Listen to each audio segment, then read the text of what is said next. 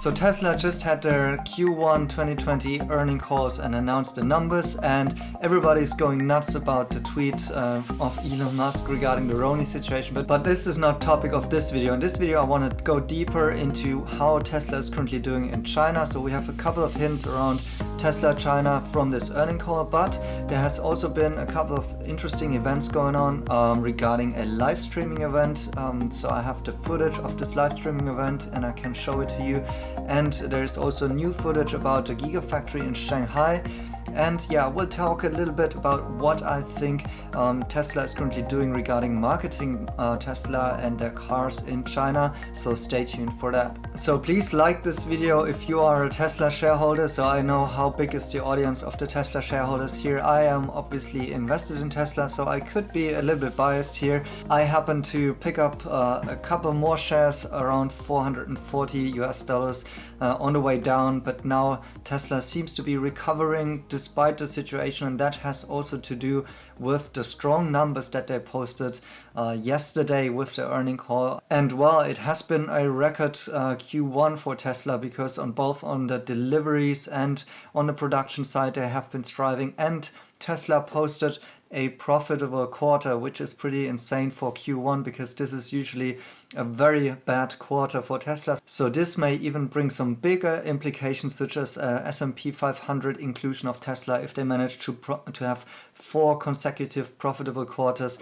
So yeah, this is also why Tesla is currently rising once again and almost went through a V-shaped recovery already regarding the share price. Obviously it's still fragile, as we don't know how this whole Roni situation will work out. However, right now, for Tesla shareholders, it should all be pretty positive. After the earning calls, it's been up 13% pre-market, and now as the markets are tanking today, Tesla's quite good at holding up, but also, as I saw right now, it's been already in the negative as well.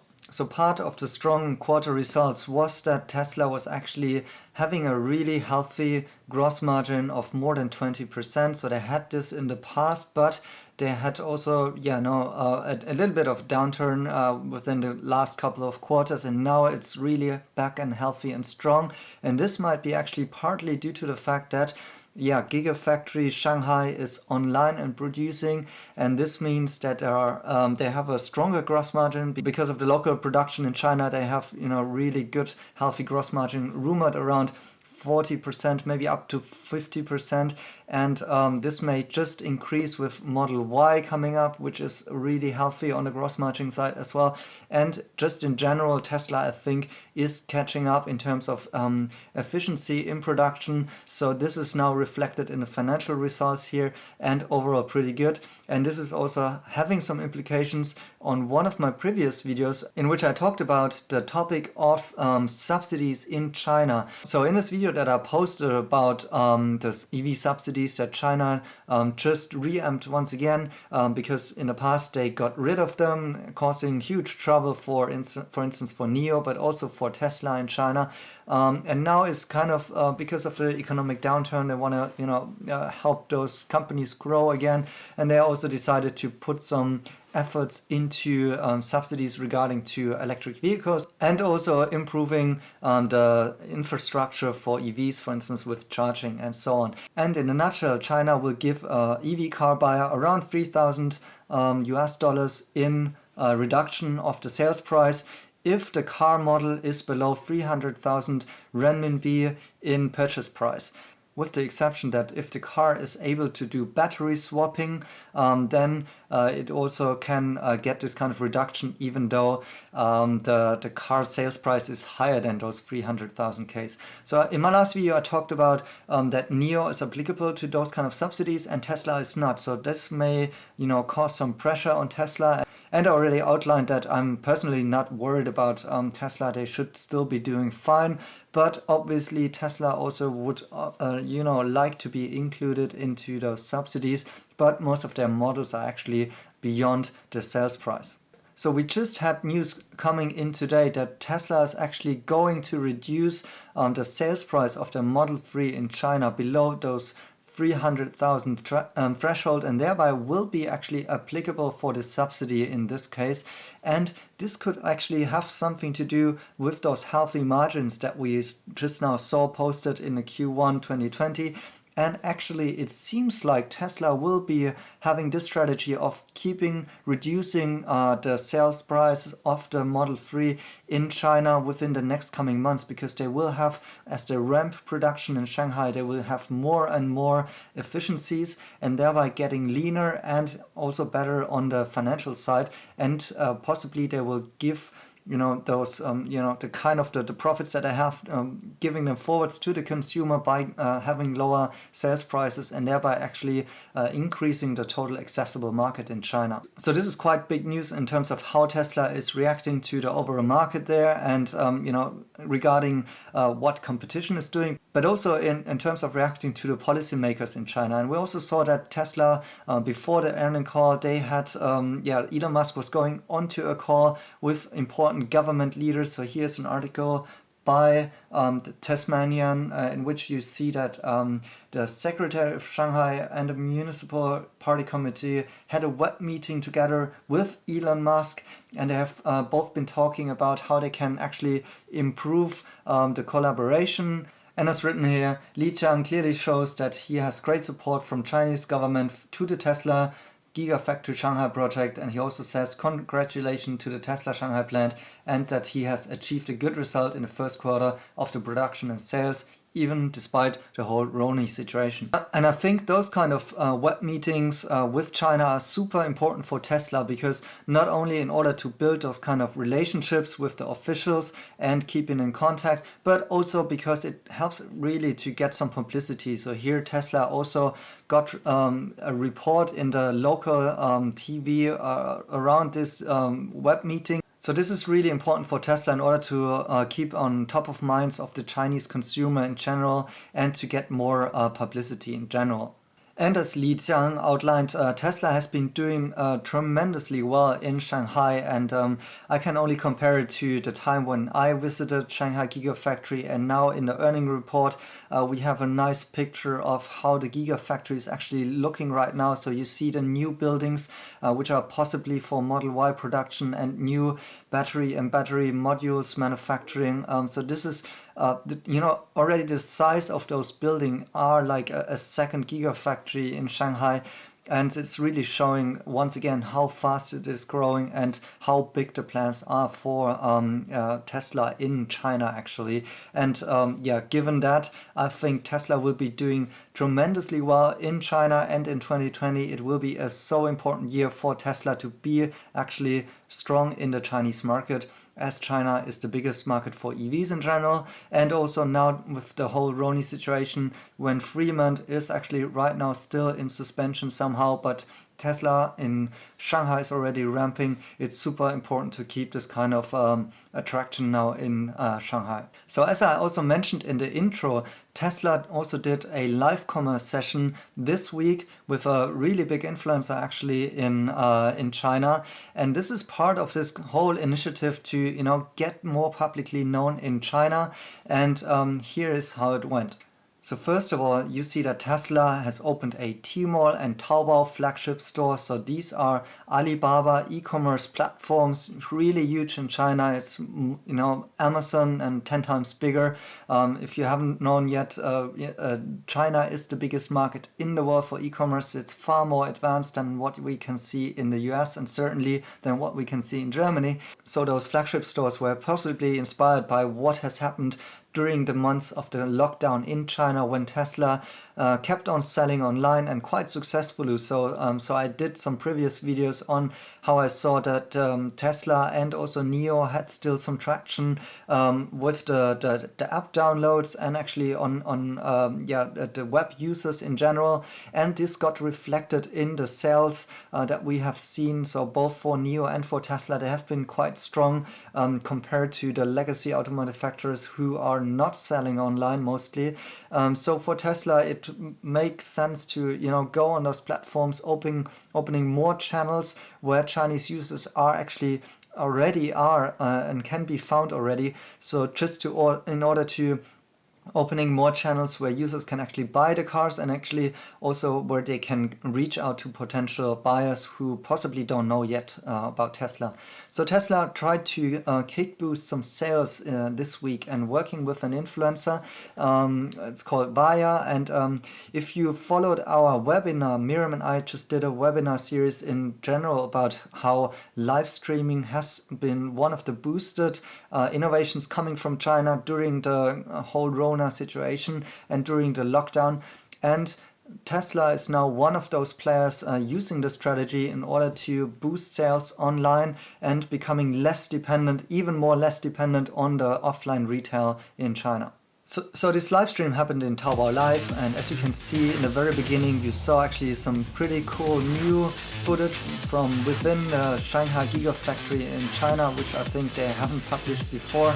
So that's really exciting footage and material, which shows a couple of the manufacturing processes and how everything is seemingly up and going, people wearing masks, so that shows you that this is quite recent footage.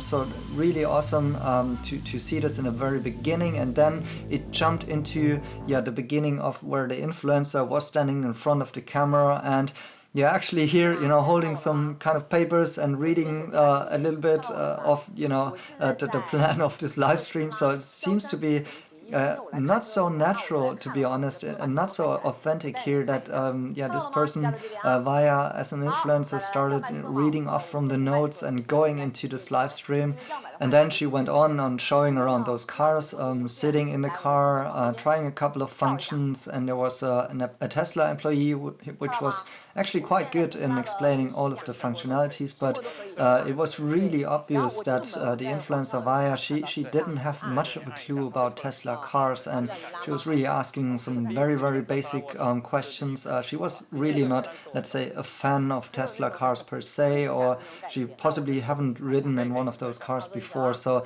that was quite easy to see. And what was also really cool is that later on during the live stream they went out and they actually made a test drive, and all of this being filmed live while users could actually go and with those little tiles making some purchases online. So here Tesla is actually mostly selling test rides, so you can buy a test ride here and have to pay yuan for a test ride in either in the Model X, Y or Model 3, and this is a way of driving users from the live stream into the e-commerce platform, maybe also just first getting informed about the cars, and then possibly for yuan just make a quick sale just for a test ride, and then later on converting them obviously to car sales. So the live stream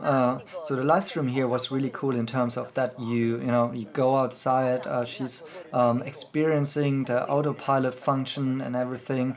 But as I just mentioned, and to be honest about it, it didn't feel too authentic, or that this is a person who's really interested in Tesla and the cars and so on. She was just asking lots and lots of questions, and which is fine maybe for given that she has 3 million followers, so it creates some branding effect and so on, but at the same time it's not really from the core of the brand here. And they received around 2 million of hearts, so kind of likes during this live stream, which is quite well. So it seems like there has been a good traction on the call, but you could also see from some comments that people have been a little bit critical about electric cars, or that I haven't joined the session live, so I only saw the recording afterwards, but it didn't feel like there was super much traction in terms of the questions that have been asked and so far. So in general, overall, I would say that it has been a good effort to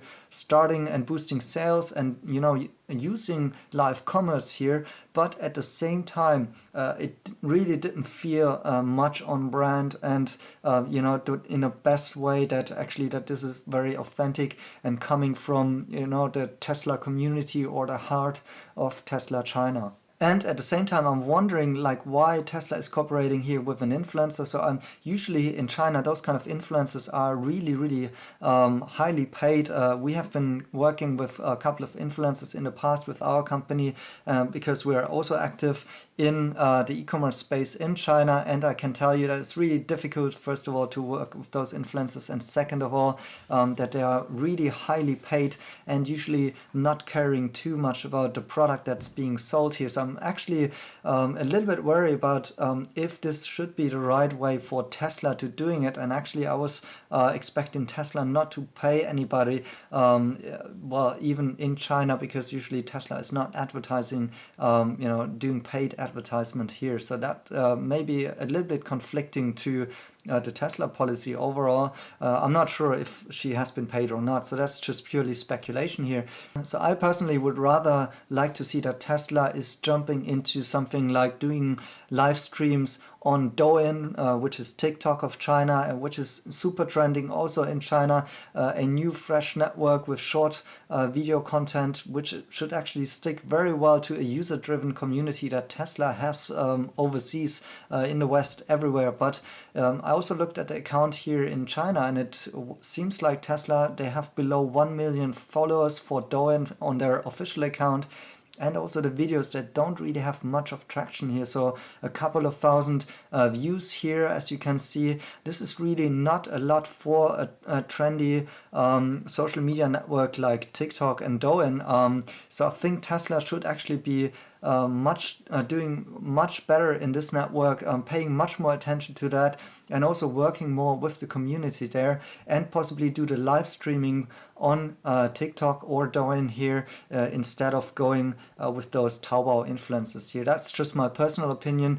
But I can tell you that we, with our company, we're doing market entry strategies for China, and we've been working with a couple of companies there, advising them how to, for instance, setting up e-commerce platforms in China and different channels, and also what should be their go-to-market strategy in terms of marketing to Chinese users. So here I'm not 100% convinced on Tesla's current strategy here, even though Tesla is usually doing everything right in China in terms of having their own wholly owned foreign enterprise, and also how quickly the Shanghai Gigafactory has been built up, and also what we just saw once again, those really good government relationship between Elon Musk personally, but also Tesla just in general. So they're doing everything right, and I think Tesla is really well perceived. Also in general, I'm not worried about Tesla demand in China, because everywhere I go in China I see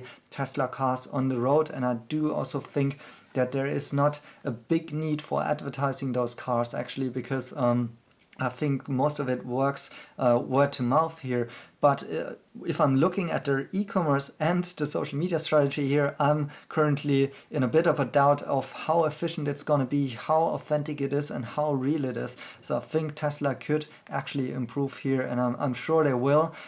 Possibly Tesla also here is just in a process of learning, because frankly, digital marketing in China is just so new and from scratch that even very big new old traditional companies, they don't even know better how to do it. It's a level ground play field here, and everybody's new to it. But usually, as we have seen in the West, where Tesla is doing quite well in terms of getting some publicity without even paying for it, I think hopefully Tesla will be able to do that in China as well, and I will keep covering on this topic. So please let me know what you think about this social media live streaming and how Tesla is promoting themselves in China. Also let me know any questions that you have. And thank you so much. We need to celebrate once again more than 3,500 subscribers. Please like it. Once again, if you enjoy this kind of information, and subscribe to the channel and hit the bell button so you get a notification whenever we post a new videos. We have new videos coming up on NIO and on Luckin Coffee once again.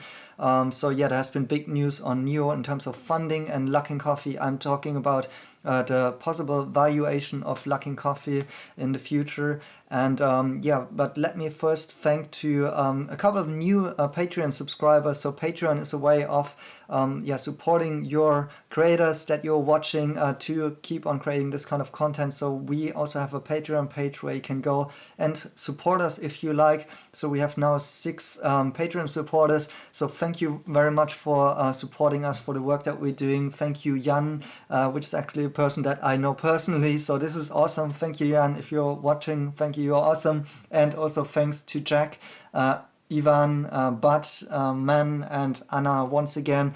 This is really so helpful and really keeps us going, as well as likes on the videos and shares. So yeah, this is it for now. Also, I need to catch up on Gigafactory Berlin, where I think, yeah, the process is actually a little bit slowed down because of there needs to be another referendum with the general public, and also there is some issues to solve with the groundwork that has to be done. So I need to go back to the Gigafactory and also see it on the ground once again. So I will keep you posted on how it's going on this side as well. But for now, yeah, this video was just about China, so I hope you enjoyed it and see you next time. Thank you so much for watching. Bye bye.